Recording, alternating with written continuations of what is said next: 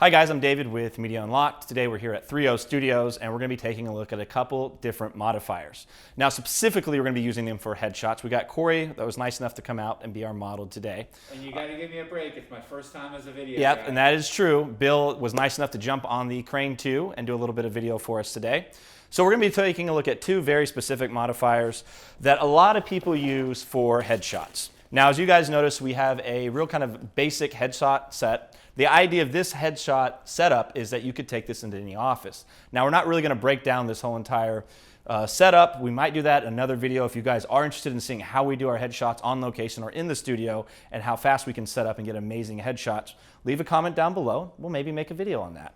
But today we're going to specifically look at the Impact 40-inch beauty dish and the Godox 55-inch Octabox. Now they both give you a different type of light.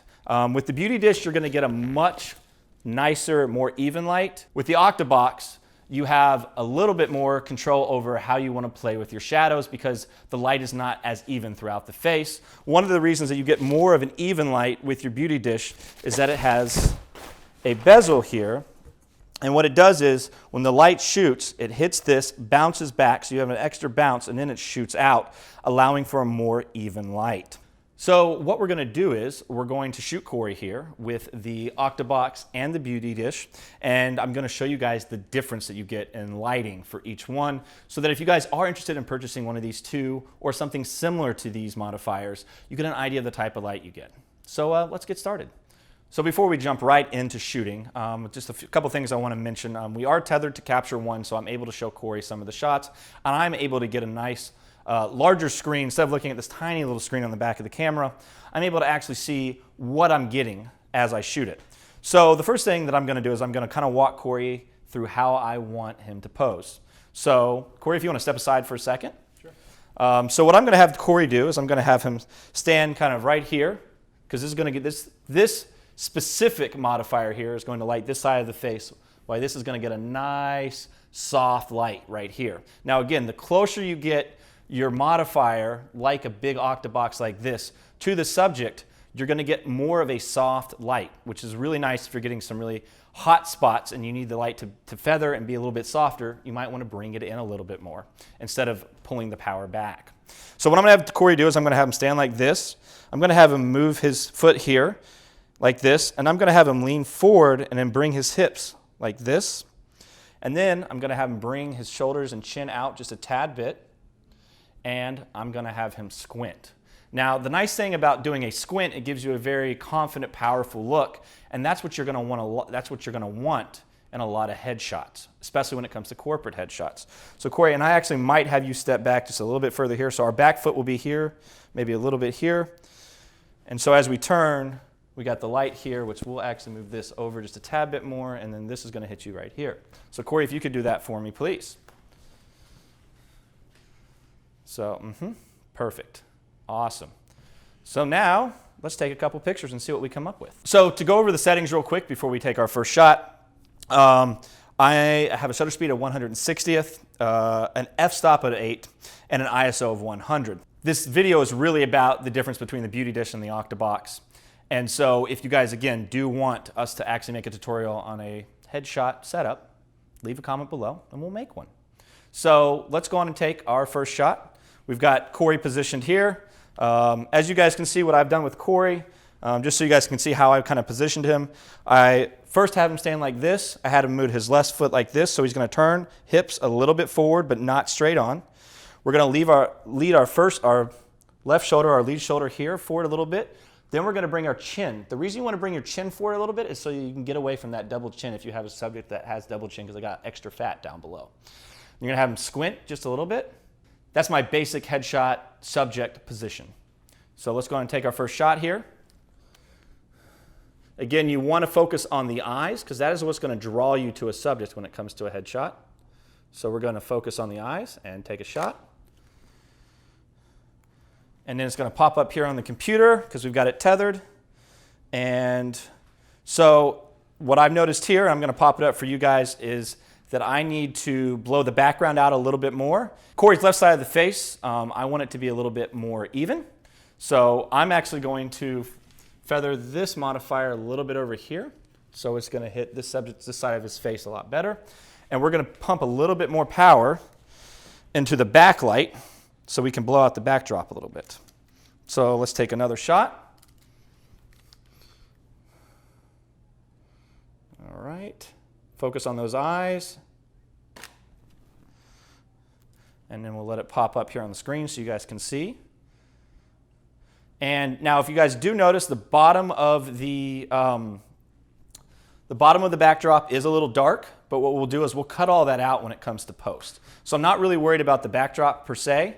I want it to be pure white around him, and then I'll go in and blend in the rest of the white for the backdrop.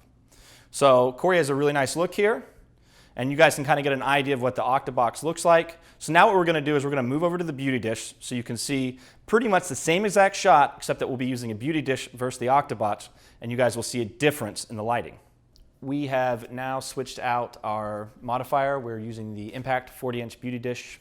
And if you noticed, I had the Octabox a little bit more on the side of him over here, where with the beauty dish, I wanted to put it more closer to being straight on to him. Again, we're not going straight on, but we've moved it, the angles a little bit, so it's a little bit more closer to straight on than where we had the Octabox, again, over off to the side of him. And this is going to give me a much more even light, especially with the beauty dish. Again, as we mentioned earlier, with the bezel in the middle, the way that it bounces off the bezel into the silver, back out onto the subject. So we're going to grab a couple pictures of this, and then you guys can decide if either one of these modifiers are something you're interested in trying out. At the very least, they're fun to just play around with and get to know your lighting a little bit better and figure out which style of headshot you actually like to do or portraiture.